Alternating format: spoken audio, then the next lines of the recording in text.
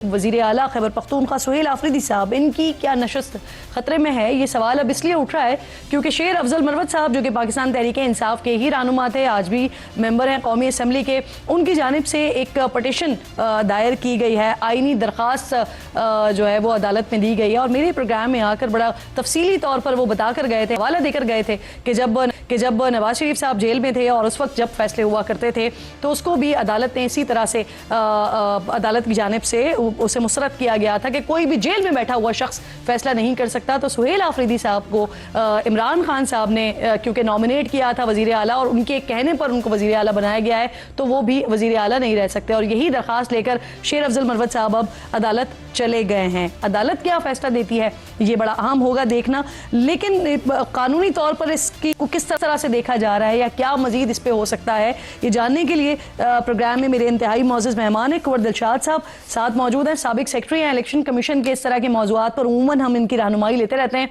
कुंवर साहब बहुत शुक्रिया। सर, शेर अफजल मरवत साहब की जो आईनी अदालत में दरख्वास्त है सुहेल आफरीदी साहब के खिलाफ, उनका मौक़िफ़ यह है कि अली अमीन को बहाल किया जाए क्योंकि उनसे नाअहल सज़ा याफ्ता शख्स यानी इमरान खान की डिक्टेशन पर इस्तीफ़ा लिया गया है। आप कैसे देखते हैं इसे कानूनी तौर पर, और क्या इससे अली अमीन की बहाली मुमकिन है? सर, इसमें सबसे बड़ी अहम बात यह है कि फेडरल कॉन्स्टिट्यूशन कोर्ट को ये देखना पड़ेगा कि इस्तीफे का मतन क्या है।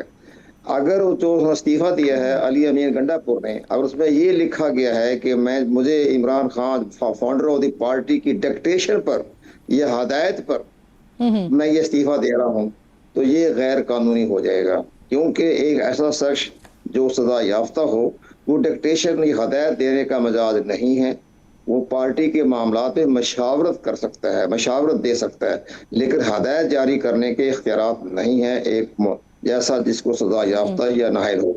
अब यहाँ मामला ये होता है कि अब ये देखना पड़ेगा कि अली अमीन गंडापुर ने जो इस्तीफा दिया गवर्नर केपी को, उसमें उसकी इबारत क्या है, मतन क्या है। अगर वो ये लिखा हो कि मैंने उनके दबाव, उनके हुक्म के तहत, उनकी डिक्टेशन पर, उनकी फरमाइश पर नहीं लिखा, मैं उनके हुक्म के तहत मैं इस्तीफा दे रहा हूँ, तो ये एक मामला ज़ेर गौर आ सकता है। और क्योंकि एक सजा याफ्ता शख्स किसी को डिक्टेशन नहीं दे सकता। जैसे कि आपको याद होगा कि नवाज शरीफ साहब जब सजा याफ्ता थे तो उस वक्त उन्होंने सेनेट के टिकट जारी कर दिए थे। तो उस वक्त चीफ जस्टिस पाकिस्तान साकिब निसार ने वो तमाम के तमाम जो थे, जो उन्होंने टिकट जारी किए थे, वो उन्होंने करदम करार दे दिए थे कि सजा याफ्ता शख्स किसी को टिकट नहीं दे सकता। अब जो सेनेट में जो तो तकरीबन 6-7 के मेंबर थे, वो आजाद की हैसियत से उन्होंने इलेक्शन लड़ा और पार्टी की टिकट पर उनको इनकार कर दिया गया था। अब इसी तरह से सर, वैसे पहली लाइन ही इनकी यही है जिसमें लिखा हुआ है उन्होंने कि इमरान खान साहब की तरफ से उनको हिदायत दी गई हैं कि जिसकी वजह से वो ये रिजाइन कर रहे हैं।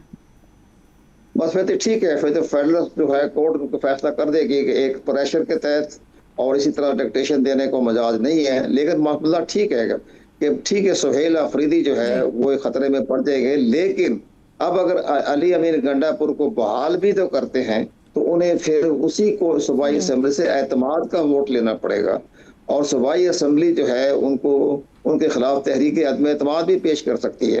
लेकिन मसला एक आईनी कानूनी तौर पर काफी दिलचस्प हो जाएगा। सही, सजा याफ्ता शख्स जो है वो हदायत नहीं दे सकता।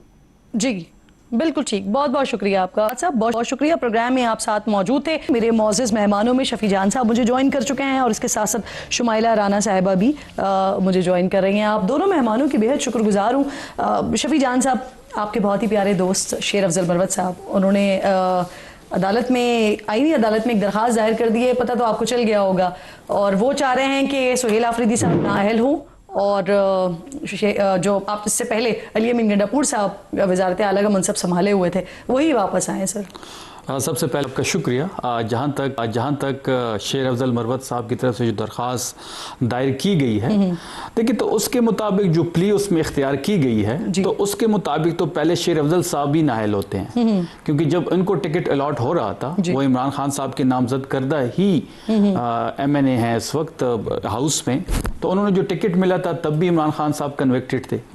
तो पहली बात तो ये है। फिर अगर आप दूसरी बात देख लें कि उन्होंने जो इस दरखास्त में प्ली इख्तियार की है सोहेल अफरीदी साहब के मुतालिक, तो जब अली अमीन गंडापुर साहब नामजद हो रहे थे तो तब भी इमरान खान साहब जो थे वो कन्विक्टेड थे। अब सोहेल अफरीदी साहब अगर अदालत फैसला करती है और वो स्टेप डाउन होते हैं तो फिर अली अमीन साहब भी तो नहीं बन सकते। फिर पीटीआई के जो एमएनए एमपीएज हैं उनकी सीटें भी खतरे में पड़ जाएंगी। सही।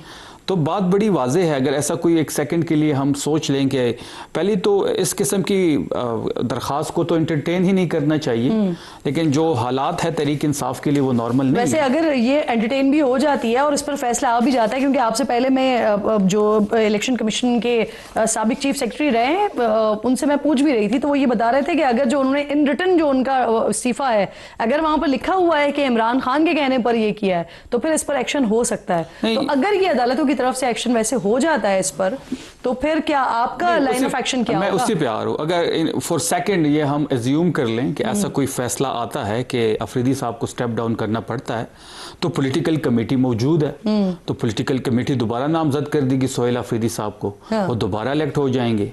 ठीक। इस किस्म के हथकंडों से ये जो खौफ पिला रहे हैं ये इसमें कामयाब नहीं होंगे। मरवत साहब इस्तेमाल हो रहे हैं, जो इस्तेमाल कर रहे हैं सबको पता है। नहीं, ये वैसे ही कौन कर रहा है, क्योंकि अली अमीन साहब तो बड़ा क्लियर कह चुके हैं कि उनका तो इस सारे मामले से कोई लेना देना नहीं है। नहीं, अली अमीन साहब तो देखिए, अगर सोहेल अफरीदी साहब स्टेप डाउन होते हैं इस फैसले से, फिर तो अली अमीन साहब भी स्टेप डाउन होंगे। तो अली अमीन साहब तो नहीं कर सकते इस तरह, क्योंकि फिर उनकी स्टेटमेंट भी आ गई है, 3 बार उन्हें इस्तीफा भी दिया है, फ्लोर पे भी दिया है, रिटर्न भी दिया है। फिर गवर्नर साहब की भी आज स्टेटमेंट आ गई है कि जब अली अमीन साहब को बुलाया गया तो उनसे पूछा गया कि आप पे तो कोई प्रेशर नहीं है, तो उन्होंने कहा जी कोई प्रेशर नहीं है, मैं अपनी मर्जी से इस्तीफा दे रहा हूँ। तो बात बड़ी वाज़ेह है कि चलें, गवर्नर साहब ने तो बता दिया, उनकी सफाई भी दे दी, उन्होंने भी वजाहत दे दी, पार्टी ने उनसे कोई राब्ता किया इस सारे मामले पर? मरवत साहब से मैं अली अमीन साहब से पूछ रही हूँ। नहीं, अली अमीन साहब से तो उनकी तो स्टेटमेंट आ गई है। अली अमीन साहब तो बड़ा क्लियर है इस बारे में, उन्होंने बड़ी साफ कह दिया, बड़े साफ तरीके से कि मैंने इस्तीफा दिया है। सही। और मैं मेरी कोई इंटेंशन नहीं है। सही। शुमाइला साहिबा बहुत शुक्रिया, अस्सलाम वालेकुम। ये कह रहे हैं कि खौफ फैलाया जा रहा है, किसको डर है? वो कह रहे हैं अली अमीन साहब तो क्लियर है, वो कह रहे हैं मेरा कोई लेना देना नहीं है इस मामले से, तो किसके लिए काम करें शेर अफजल मरवत साहब? क्या आप लोगों को कोई खौफ है? बिस्मिल्लाहिर्रहमानिर्रहीम। बहुत शुक्रिया। देखिए किरण, बात यह है कि ना हमसे किसी ने पूछा, ना हमसे किसी ने जाना, अपना मुद्दा खुद ही बयान करते हैं, खुद ही वकील भी बनते हैं, खुद मुनसब भी बनते हैं, फ़ैसला भी इनका। और जो है, मैं यहाँ पे ये कहती हूँ कि शेर अफजल मरवत साहब जो हैं वो भी इनके, और अली अमीन गंडापुर भी इनके, और सोहेल अफरीदी साहब भी इनके। इससे हमारा क्या लेना देना है? अगर वहाँ पे केपीके में सोहेल अफरीदी साहब जो है वो वजारत आला के मनसब पे हों, उससे हमें क्या फ़र्क है? शफी जान साहब बन जाएं, हमें उससे क्या लेना देना? और अगर अली अमीन गंडापुर साहब थे, अगर वो होते तो हमें उससे भी कोई फ़र्क नहीं पड़ता। ये तो इनकी अपनी ही जमात के अंदर से जो है वो रूम्स निकल रहे हैं, इनकी अपनी जमात से ही जो है वो टूट फूट का शिकार हो रही है, तो इससे हमारा कोई लेना देना नहीं है।